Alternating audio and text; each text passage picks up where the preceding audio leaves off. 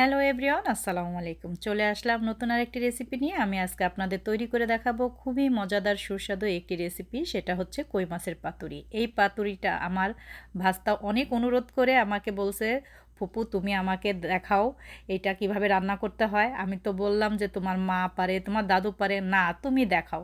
তাই আমিও চলে আসলাম আজকে সেই রেসিপিটা নিয়ে আপনাদের করে দেখাবো। তাহলে চলুন আমি কিভাবে করি সেটা আপনাদের সাথে শেয়ার করি।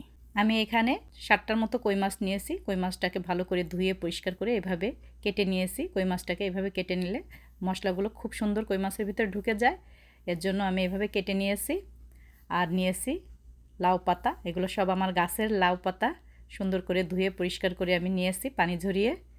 এখন আমি মাছটাকে মাখিয়ে নেব। কী কী মশলা লাগে সেই মশলা দিয়ে আমি মাছটাকে মেখে নেব। একটা বোল নিয়ে নিয়েছি। এখন আমি এক এক করে মশলাগুলো দিয়ে দিব। দিয়ে দিচ্ছি 3 টেবিল চামচ পেঁয়াজ বাটা, দিয়ে দিচ্ছি 1.5 টেবিল চামচ জিরা আর ধনিয়া। ধনিয়াটা অল্প, জিরাটা একটু বেশি দিয়েছি। এগুলো সব আমি পাটায় বেটে নিয়েছি মশলাগুলো। আর দিয়ে দেব 2 টেবিল চামচ সরিষা বাটা। এই গুঁড়া মশলার থেকে বেটে মশলাটা যদি দিয়ে রান্না করেন সেই তরকারিটা বেশি স্বাদ হয়। আর দিয়ে দেব এখানে রসুন আর আদা আর কাঁচামরিচ বাটা। আমি কাঁচামরিচ নিয়েছি হাফ চা চামচ আর আদা রসুন নিয়েছি 1.5 চা চামচ। আদাটা খুবই সামান্য নিয়েছি। আমি দিয়ে দিব হাফ চা চামচ শুকনো মরিচের গুঁড়া। এটা একটু ঝাল ঝাল হলে ভালো লাগে খেতে। দিয়ে দিলাম পরিমাণ মতো হলুদ, পরিমাণ মতো লবণ। দিয়ে দেব এখানে সরিষার তেল, বেশ কিছুটা সরিষার তেল দিয়ে দিলাম। এখন আমি মশলাগুলো খুব সুন্দর করে হাত দিয়ে মেখে নেব। মশলাটার থেকে কিন্তু খুবই সুন্দর একটা ফ্লেভার বের হচ্ছে, মনে হচ্ছে এখনই রান্না হয়ে গেছে, এত সুন্দর একটা ফ্লেভার। আমার ভাইস্তার খুবই পছন্দ, মানে ওর অনুরোধে আমি আর থাকতে পারলাম না, এর জন্য আজকেই করে ফেললাম। আমার বাচ্চাদেরও খুবই পছন্দ এই তরকারিটা। এটা আমার মা তৈরি করে, আমি ওখান থেকেই শিখেছি। মাখানো হয়ে গিয়েছে মশলাটা আমার। এখন আমি এখানে মাছগুলো দিয়ে মাছের ভিতরে ভালো করে মশলাটাকে মাখিয়ে নেব। খুব সুন্দর করে মাছের গায়ে মশলাটাকে মেখে নিতে হবে, যাতে এই যে কাটা কাটা যে অংশটা ওর ভিতর ভালো করে ঢুকে যায় মশলাগুলো। ওইভাবে মেখে নেব। ওইভাবে মেখে আমি এই মাছটাকে আধা ঘন্টা রেস্টে রেখে দেবো, তাহলে লবণটা খুব সুন্দর মাছের ভিতরে ঢুকে যাবে। মেখে নিয়েছে, এখন রেস্টে রেখে দেবো আধা ঘন্টা। ফিরে আসলাম আধা ঘন্টা পর। এখন আমি এই পাতার ভিতরে মাছটাকে মুড়িয়ে নিব। আমি একটা পাতা প্রথমে নিয়ে নিলাম।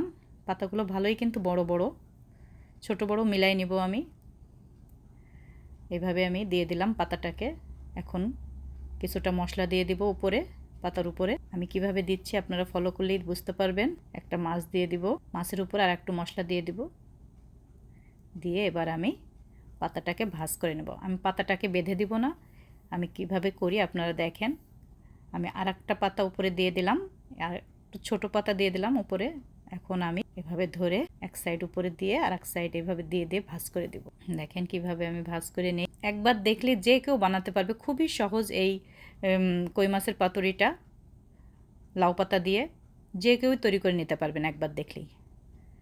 এখন আমি উপরটা ওইভাবে আলগাও রাখতে পারেন বা এরকমভাবে ভিতরে ভাজ করে ঢুকিয়ে দিতে পারেন। আমি এইভাবে দিয়ে দিলাম, দিয়ে ভাজ করা অংশটা আমি প্যানের নিচে দিয়ে দিব, তাহলে আর খুলে আসবে না।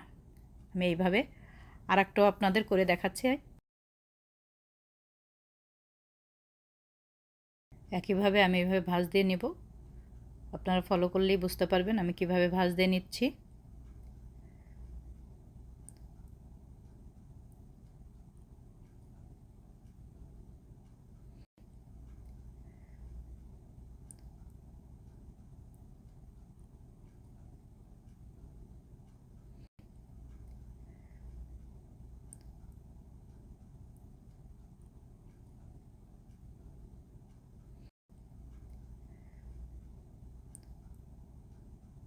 একইভাবে সবগুলো মাছ আমি এভাবে ভাজতে নেব লাউ পাতা দিয়ে। ভাজতে নিয়েছি আমি। এখন আমি এখানে দিয়ে দিব যে বাটির ভিতরে, যে বাটিতে মশলাটা ছিল ওই বাটিটা ধুয়ে একটু পানি দিয়ে দেব, ঘুরিয়ে ঘুরিয়ে একটু পানি দিয়ে দেব। এই পানিটা দিয়ে দিলাম যাতে মাছটাও সিদ্ধ হয়ে যাবে, পাতাটাও সিদ্ধ হয়ে যাবে। চুলায় বসিয়ে দিলাম, দিয়ে এখন একদম মিডিয়াম লো আছে আমি এইটাকে ঢেকে দিয়ে কিছুক্ষণ রান্না করে নেব। ফিরে আসবো কিছুক্ষণ পর।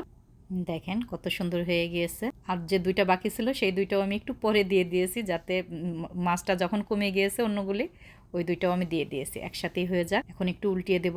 দেখেন একটু মশলাও কিন্তু মাছের ভেতর থেকে বের হবে না। আমি এত সুন্দর করে পাতাটা মুড়িয়ে দিয়েছি, একটু মশলাও বের হবে না, পুরো মশলাটাই পাতার ভিতরে এভাবে থেকে যাবে আর শুধু তেলটা বের হয়ে আসবে। ওই তেলটা দিয়েই আমার এই পাতাটার উপরে নিচে খুব সুন্দর করে ভাজা হয়ে যাবে। পাতাটা খুবই সুন্দর একটা ফ্লেভার বের হয়েছে মাছ থেকে। আমি উল্টিয়ে দিয়ে আবার কিছুক্ষণ একটু ঢেকে দিয়ে রান্না করে নেব। এখান থেকে যখন তেল তেল বের হয়ে আসবে তখনই আমার রান্নাটা হয়ে যাবে। আবার একটু ঢেকে দিব।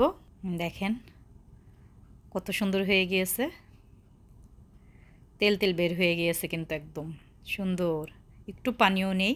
মাছটাও সিদ্ধ হয়ে গেছে, পাতাগুলোও সিদ্ধ হয়ে গিয়েছে। খুবই সহজ কিন্তু এই কই মাছের পাতুরিটা করতে। গরম ভাতের সাথে এক পিস কই মাছের এই পাতুরি হলে আর কিছুই লাগে না। তৈরি হয়ে গেল।